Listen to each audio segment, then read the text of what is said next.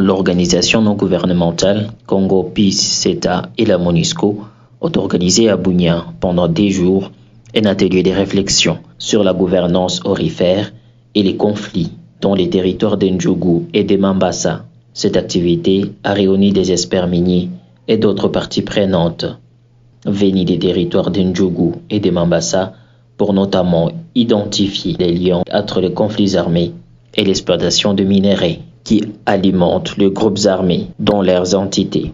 Le secrétaire permanent des Congo Peace CETA explique les raisons de cette activité. Le processus de Nairobi notamment a demandé au gouvernement de la RDC et aux organisations de la société civile, dont Congo Peace Center, de se pencher sérieusement sur la question de l'exploitation illicite des ressources naturelles et des liens qui existeraient entre cette exploitation naturelle des ressources naturelles et les conflits, avec comme objectif final de voir comment il faut couper ces liens afin de parvenir à la paix durable dans notre pays. Pour lui, il y a possibilité de garder espoir.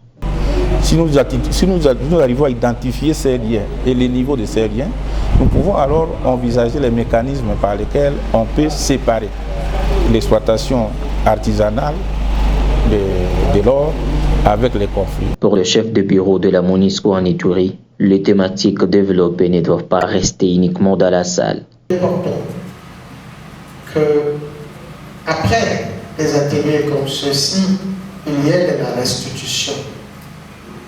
Il y a de la restitution tant au niveau des autorités, mais au niveau aussi des acteurs opérationnels.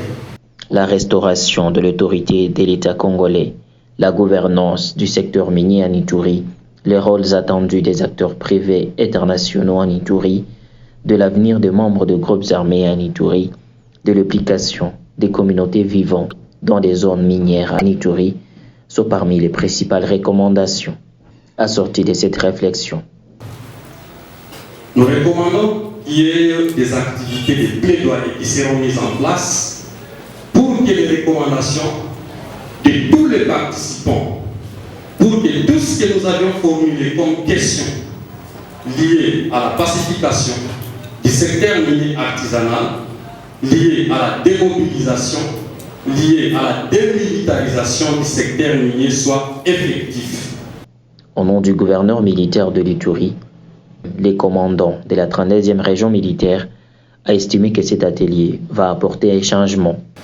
Je suis convaincu que les 2 journées de réflexion nous ont permis de dénicher les éléments essentiels devant nous permettre de quitter ces bourbiers afin de redonner l'espoir de vivre à la population de ces 2 territoires. Avant l'étape de Bunia en Ituri, cette activité de Congo Peace CETA sur les ressources naturelles et les conflits a été organisée déjà dans d'autres provinces du pays.